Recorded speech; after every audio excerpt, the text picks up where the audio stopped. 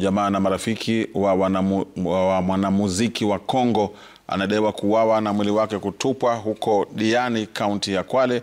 Sasa wanavitaka vitengo vya usalama kuwasaka na kuwanasa waliohusika na mauaji hayo. Manyombi Kayane, kwa jina maarufu Black King, anadaiwa kuvamiwa kwenye chumba chake cha kulala tarehe 8 mwezi huu na baadaye kuuawa. Polisi wakiendelea na uchunguzi, hakuna mtu aliyekamatwa kufikia sasa.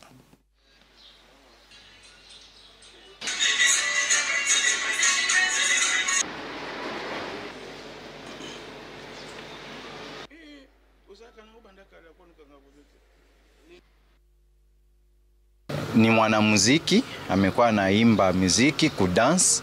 Kitu tunaomba tu ni haki yake, uchunguzi ende mpaka mwisho. Postmortem ambayo imefanyika, kitu ambayo imefanyika sababu tulikuwa washahidi, tulikuwa hapo. Kitu ambayo imefanyika, ule ni mwanadamu, si nyama.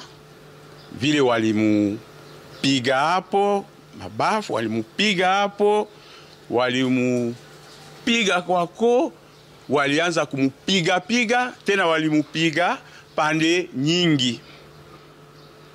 Uchunguzi ufanyike, haki ipatikane. Ni kitendo cha kinyama sana, wamemnyonga na kumtupa.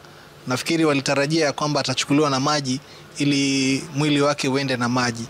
Kwa hivyo kwetu tu ni kuomba serikali yetu kisaidiana na ubalozi wa Kongo waweze kuingilia kati swala hili, haswa usalama wa refugee kwa wakati ambao wamekuja katika nchi kama ya Kenya.